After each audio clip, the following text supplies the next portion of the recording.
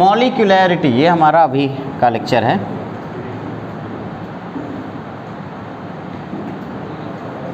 अभी मैंने ऑर्डर पढ़ाया आपको, है ना। अभी हमने ऑर्डर पढ़ा, इसके पहले वाले लेक्चर में ऑर्डर पढ़ा, और क्या पढ़ा, रेट यूनिट पढ़ा, रेट कांस्टेंट की यूनिट पढ़ा, रेट की यूनिट पढ़ा, और अब हम डिस्कस करने वाले हैं मॉलिक्यूलैरिटी। देखो बेटा, ऑर्डर और मॉलिक्यूलैरिटी में अंतर क्या है। मॉलिक्यूलैरिटी का सिंपल सा मतलब है कि जब भी कभी रिएक्शन हो रहा होता है तो पहले तो ये पता कर लो रिएक्शन होता कैसे है। 90% बच्चों को अभी तक ये क्लियर ही नहीं कि रिएक्शन कैसे होता है। उन्हें लगता है कि रिएक्टेंट आपस में मिलते होंगे और प्रोडक्ट बन जाता होगा। एक्चुअली ऐसा होता नहीं है। यहाँ पे एक थियरी है, इसे हम कोलिजन थियरी के बारे में डिस्कशन करेंगे। तो रिएक्शन कुछ ऐसे काम करता है। रिएक्शन में दो रिएक्टेंट होते हैं, रिएक्टेंट आपस में एक दूसरे के पास आते हैं और एक दूसरे के साथ कोलाइड करते हैं।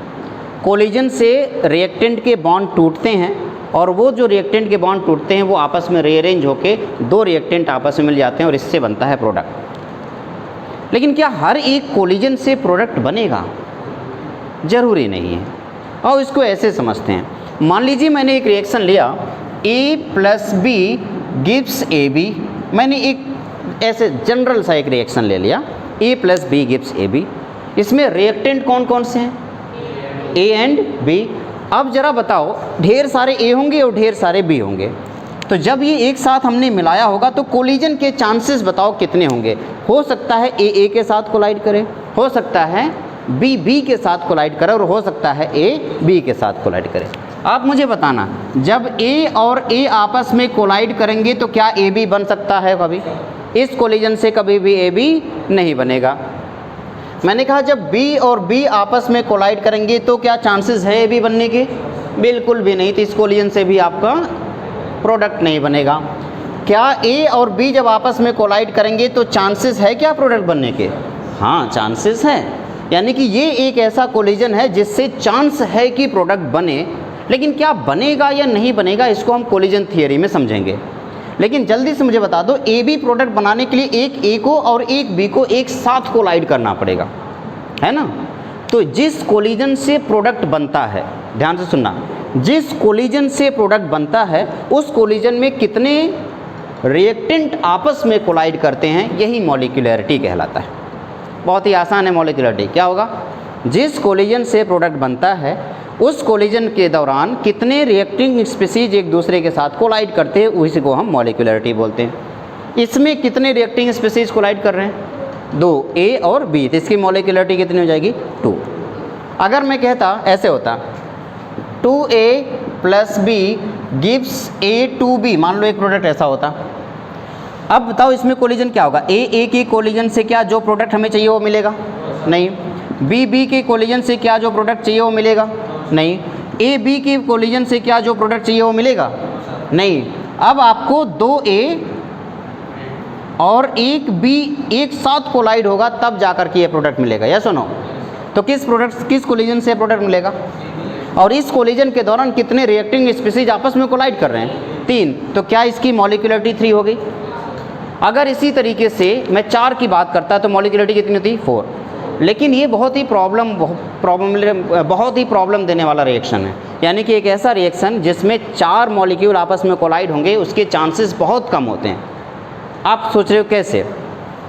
देखो, इसकी प्रोबेबिलिटी बताओ कितनी है? AB की कोलाइड होने की प्रोबेबिलिटी 1/3 है, 3 चांसेस है। अगर मैं इसकी बात करूं तो चांसेस है A की कोलिजन की, B की कोलिजन की, AB की कोलिजन की। और अब देखो, ऐसा भी तो हो सकता है कि 3A एक साथ कोलाइड करें, ऐसा भी तो हो सकता है 3B एक साथ कोलाइड करें, हो सकता है 2B और 1A कोलाइड करें, हो सकता है 2A और 1B कोलाइड करें। बताओ किससे प्रोडक्ट बनेगा? 2A और 1 से। क्या इसकी प्रोबेबिलिटी बहुत कम है? तो जैसे जैसे बढ़ता चला जाता है तो 4 मॉलिक्यूल का एक साथ कोलाइड करने की प्रोबेबिलिटी बहुत कम हो जाती है। इसीलिए कहा जाता है कि अभी तक जो डिस्कवरी हुई है जिसमें मॉलिक्यूलैरिटी की जो बात करते हैं वो 1 हो सकती है, 2 हो सकती है, 3 हो सकती है, बट 4 मॉलिक्यूलैरिटी अभी तक डिस्कवर नहीं हुई है। क्या मेरी बात समझ आ गई? तो एक बार फिर से मुझे बताओ, मॉलिक्यूलैरिटी बेसिकली है क्या? एक ऐसा कोलिजन जिससे प्रोडक्ट बनता है, उस कोलिजन में नंबर ऑफ रिएक्टिंग स्पीसीज जितने होते हैं उसी को मॉलिक्यूलरिटी बोलेंगे। लिखेंगे number of reacting species, number of reacting species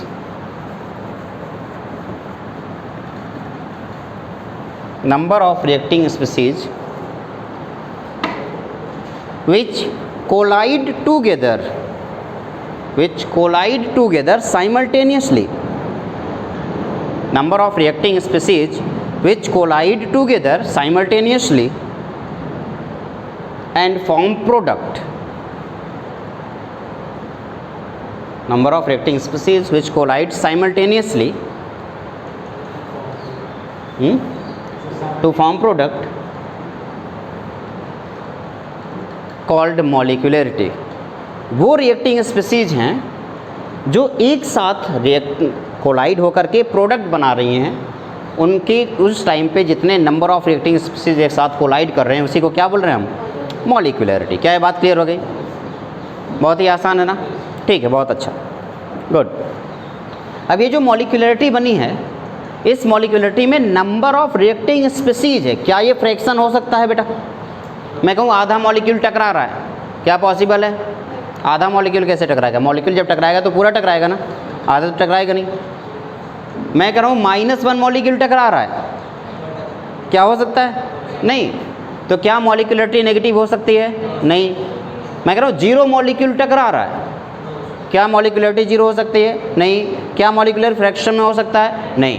molecularity ना तो 0 हो सकती है, ना ही फ्रैक्शन हो सकती है, और ना ही नेगेटिव हो सकती है। ये सिर्फ हो सकती है 1, 2 एंड 3। लिखेंगे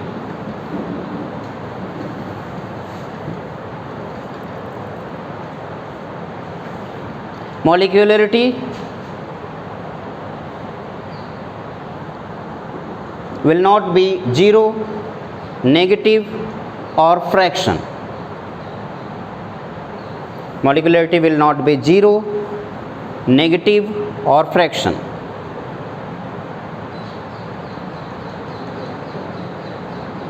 Next point, there are only 3 types of molecularity, which value is 1, 2 and 3.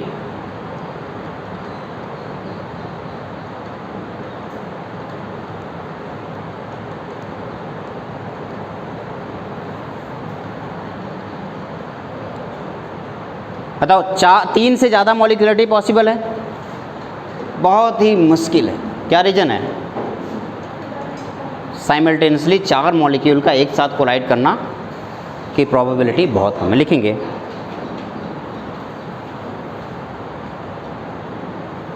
the reaction having molecularity more than 3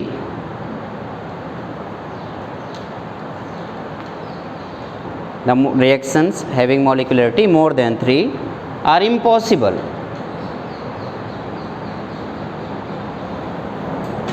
क्या रीजन लिखोगे? Because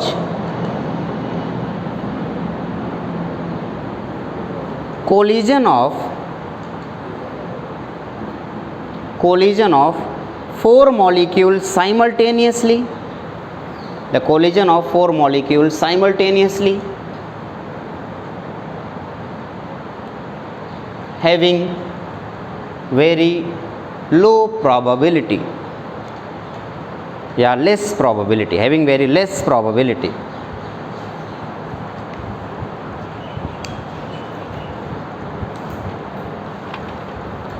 ठीक है। नेक्स्ट पॉइंट लिख लेंगे difference between order and molecularity. Difference between order and molecularity. Order and molecularity के बीच में difference बताओ। सबसे पहला, मॉलिक्यूलरिटी थ्योरेटिकल कॉन्सेप्ट है या एक्सपेरिमेंटल कॉन्सेप्ट है? थ्योरेटिकल। और ऑर्डर एक्सपेरिमेंटल। एक तरफ मॉलिक्यूलरिटी लिखिए और एक तरफ ऑर्डर। पहले आप ऑर्डर, मैं यहाँ पे ऑर्डर लिख दे रहा हूँ, यहाँ पे मॉलिक्यूलरिटी। बताओ बेटा ऑर्डर क्या है, एक्सपेरिमेंटल या थ्योरेटिकल कॉन्सेप्ट? ठीक है, लिखेंगे order it is experimental concept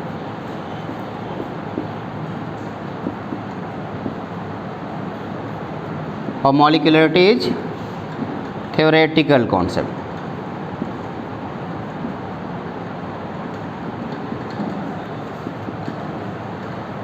क्या ऑर्डर जीरो हो सकता है?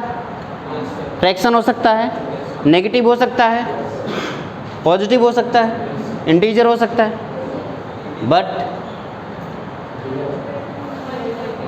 बट मॉलिक्यूलरिटी सिर्फ 1, 2 और 3 हो सकते हैं। It can be anything, zero, negative, positive, fraction. It is only 1, 2 और 3। ये केवल 1 हो सकती है, 2 हो सकती है और 3 हो सकते हैं।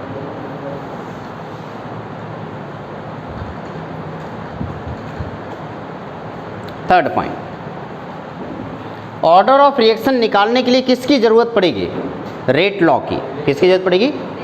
लेकिन मॉलिक्यूलरिटी लिखने के लिए आपको मैकेनिज्म की ज़रूरत पड़ेगी। लिखें, it is derived from rate law.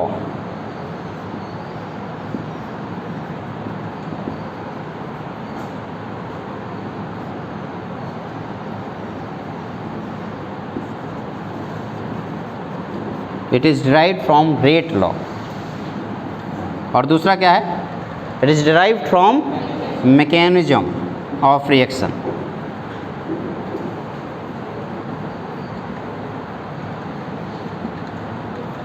Next देखो, मान लो कोई कॉम्प्लेक्स रिएक्शन है, तो कॉम्प्लेक्स रिएक्शन के लिए ऑर्डर ऑफ रिएक्शन पूरी रिएक्शन की जितनी होगी उतनी हर एक एलिमेंट्री रिएक्शन की भी होगी, बट मॉलिक्यूलरिटी अलग अलग एलिमेंट्री रिएक्शन के लिए अलग अलग हो सकती है।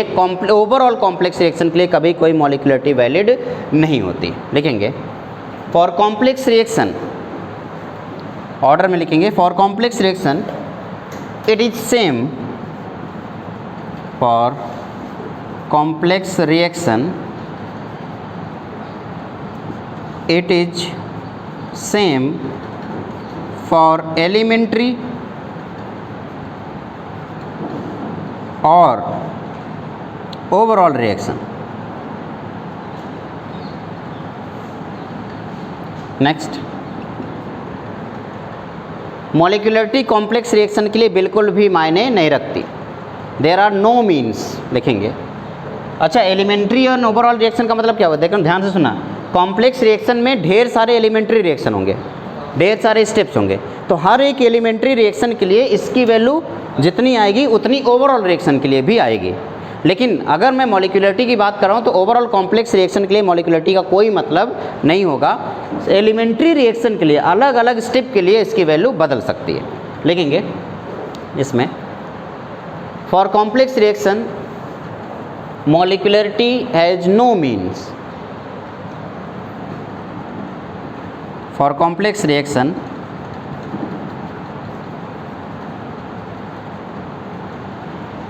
molecularity has no means.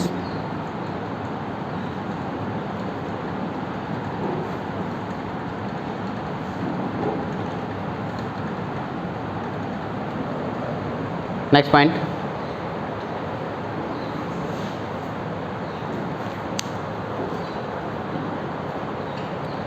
Complex reaction. हाँ, फिर से ये बात देखो, मान लो एक कॉम्प्लेक्स रिएक्शन है जो कई स्टेप से मिलकर के बन रहा है। हर एक स्टेप के लिए मॉलिक्यूलरिटी अगर आप कैलकुलेट करोगे तो वो अलग होगी, और ओवरऑल रिएक्शन के लिए मॉलिक्यूलरिटी कभी भी मतलब नहीं रखती। इसका मतलब क्या हो, देखें ज़रा इसमें। मान लो A + B gives A2B AB, ऐसा हुआ। AB + C gives ABC, ABC + A gives A2BC। मान लो तुम्हारे पास ये रिएक्शन, जब इस रिएक्शन को तुम ऐड करोगे ओवरऑल रिएक्शन निकालने के लिए तो ये इससे कैंसिल आउट हो जाएगा, है ना, ये इससे कैंसिल आउट हो जाएगा। बताओ क्या हुआ, 2A + B + C gives A2BC। ये तुम्हारा ओवरऑल रिएक्शन है और ये तीनों कौन सी रिएक्शन है? Elementary reaction. ये ओवरऑल जो रिएक्शन है क्या ये कॉम्प्लेक्स रिएक्शन है, लेकिन ये कॉम्प्लेक्स रिएक्शन कई स्टेप, कितने स्टेप में कंप्लीट हो रहा है? 3 स्टेप में, 1, 2 और 3। इस स्टेप में बताओ मॉलिक्यूलरिटी कितनी होगी? 2, 1 और 1। इस स्टेप में मॉलिक्यूलरिटी कितनी होगी? 2। लेकिन और इस स्टेप में मॉलिक्यूलरिटी कितनी होगी? 2। लेकिन इस वाले स्टेप के लिए मॉलिक्यूलरिटी 2 + 1 + 1 4 होगी। तो क्या 4 मॉलिक्यूलरिटी पॉसिबल है? नहीं। तो कभी भी मॉलिक्यूलरिटी कॉम्प्लेक्स रिएक्शन के लिए मॉलिक्यूलरिटी का कोई मतलब नहीं होता, जबकि इंडिविजुअल यानी कि एलिमेंट्री रिएक्शन के लिए ईच स्टेप के लिए मॉलिक्यूलरिटी की वैल्यू अलग अलग हो सकती है। लेकिन अब ऑर्डर की बात करोगे तो ऑर्डर चाहे कॉम्प्लेक्स की बात करें, चाहे एलिमेंट्री की बात करें, चाहे ओवरऑल कॉम्प्लेक्स की बात करें, ऑर्डर एक बार आपने कैलकुलेट कर लिया तो हर एक स्टेप का ऑर्डर आपका सेम निकल आएगा। लेकिन दिक्कत इस बात की है कि कॉम्प्लेक्स रिएक्शन के लिए ऑर्डर निकालेंगे कैसे? उसके लिए आपको सबसे स्लोवेस्ट स्टेप देखना पड़ेगा। लास्ट पॉइंट लिखेंगे ऑर्डर में, for complex reaction we can determine order by using slowest step. We can determine order by slowest step.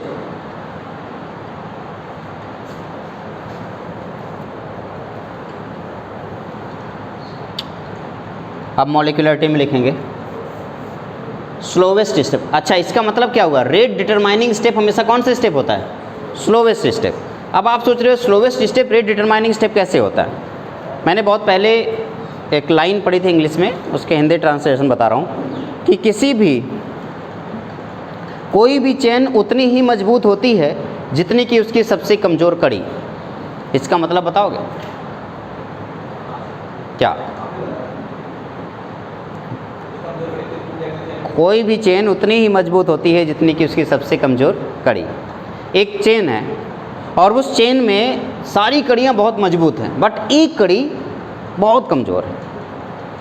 तो वो जो एक कड़ी जो सबसे कमज़ोर है ना, वही बताएगी वो चेन कितना मजबूत है। क्यों? क्योंकि जब वो चेन तो खींचोगे तो बाकी जगहों से तो नहीं टूटेगा, लेकिन कहाँ से टूट जाएगा? जो कमज़ोर कड़ी है। तो उस चेन की स्ट्रेंथ कौन बता रहा है? वो सबसे कमज़ोर कड़ी। इसीलिए किसी भी रिएक्शन में रिएक्शन का जो सबसे स्लोवेस्ट स्टेप होता है वही बताएगा कि इस पूरी रिएक्शन की स्पीड कितनी है, क्योंकि वो डिटरमाइन होगा ना, वही तो करेगा। बाकी सब बहुत तेज़ी से भाग जाए कोई फ़र्क नहीं पड़ता, लेकिन जो सबसे स्लोवेस्ट स्टेप है वो कितनी तेज़ी से जा रहा है वो मैटर करता है। जैसे बॉयज़ एंड गर्ल्स में रेसिंग हुई, 5 लड़के और 5 लड़कियों का अलग अलग ग्रुप है, रेसिंग हो रहा है। 3 लड़के 40 किलोमीटर/आवर की स्पीड से साइकिल चला रहे हैं, 3 लड़के। एक लड़का 30 किलोमीटर/आवर की स्पीड से साइकिल चला रहा है और एक लड़का है जो 10 किलोमीटर/आवर की स्पीड से साइकिल चला रहा है।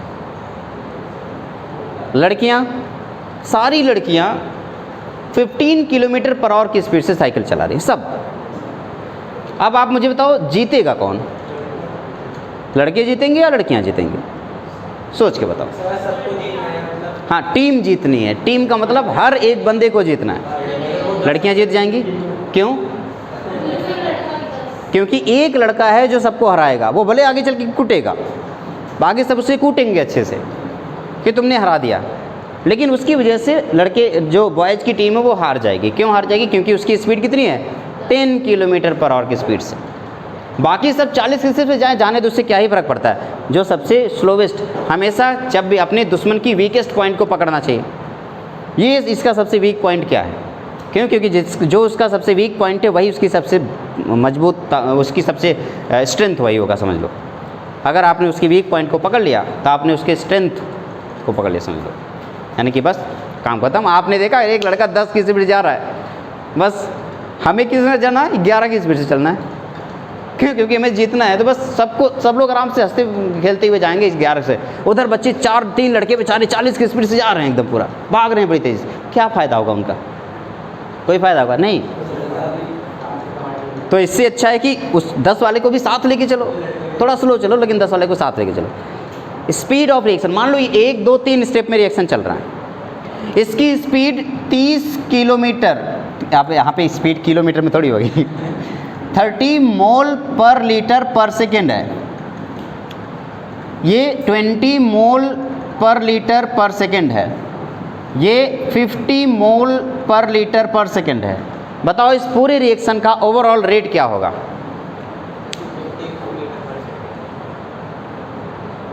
वो इस पूरे रिएक्शन, आपके पास इस एक रिएक्शन है, इस रिएक्शन में 3 स्टेप है। पहला स्टेप 30 मोल पर लीटर के हिसाब से ख़त्म हो रहा है, दूसरे में 20 मोल पर लीटर के हिसाब से ख़त्म हो रहा है, और ये तीसरा है जिसमें 50 मोल पर लीटर के हिसाब से ख़त्म हो रहा है। सबसे स्लोवेस्ट स्टेप कौन सा है? 20। तो क्या यही रेट डिटरमाइनिंग स्टेप हो गया? तो अगर यही रेट डिटरमाइनिंग स्टेप हो गया तो इस ओवरऑल रिएक्शन का रेट कौन डिटरमाइन कर रहा है? ये उसकी पूरे ओवरऑल रिएक्शन का रेट क्या हो गया? 20 मोल पर लीटर। तो कॉम्प्लेक्स रिएक्शन में आपको यही देखना होगा कि सबसे स्लोवेस्ट स्टेप कौन सा है। उस स्लोवेस्ट स्टेप को पकड़ लो तो आपको कॉम्प्लेक्स रिएक्शन का रेट अपने आप पता चल जाएगा। तो क्या लिखा अभी आपने मॉलिक्यूलरिटी में? क्या लिखा बेटा? फॉर कॉम्प्लेक्स रिएक्शन मॉलिक्यूलरिटी नहीं, ऑर्डर में लिखा ना, molecularity can determine by slowest step. आप लिखेंगे मॉलिक्यूलरिटी में लिखेंगे for complex reaction molecularity can differ from each step. हर एक स्टेप के लिए डिफर कर सकती है। Molecularity can differ for each step. ये रहा बेटा मॉलिक्यूलरिटी और ऑर्डर के बारे में। क्या आज का लेक्चर आपको अच्छे से समझ में आया? अब पहले एक बार फाइनली ओवरव्यू देख लेते हैं आज हमने क्या किया। सबसे पहले हम लोगों ने आज के लेक्चर में किया केमिकल काइनेटिक्स को अच्छे से समझा और उसमें रेट वर्ड के बारे में डिफाइन किया। रेट क्या होता है?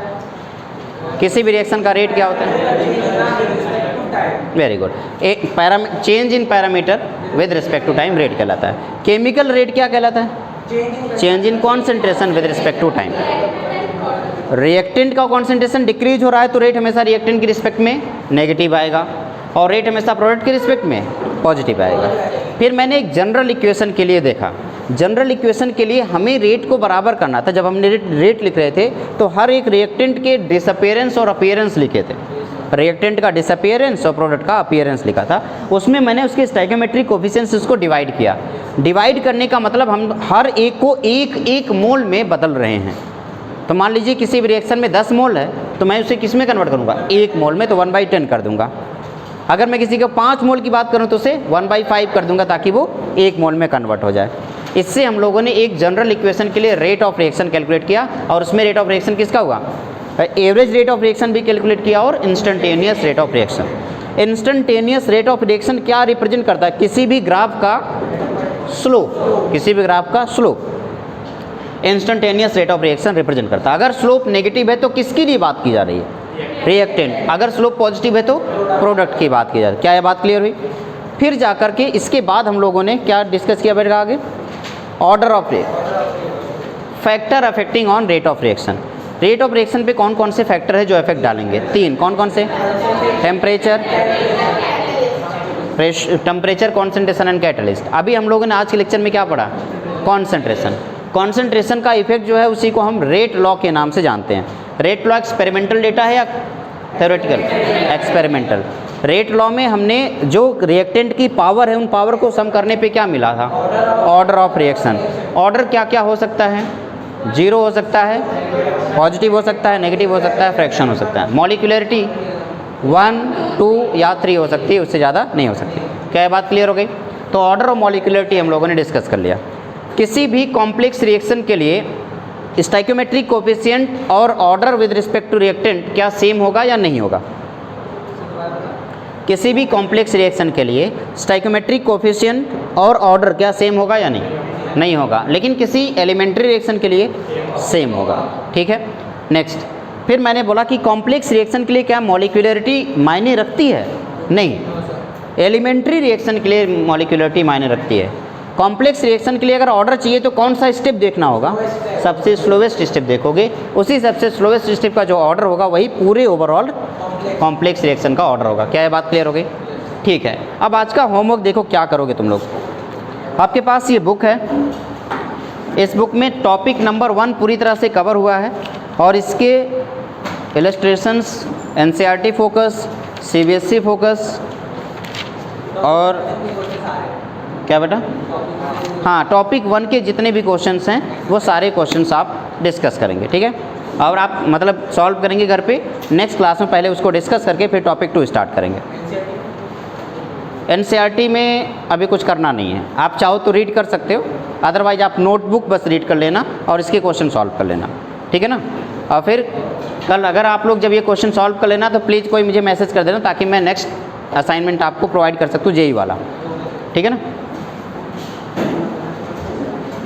Thank you.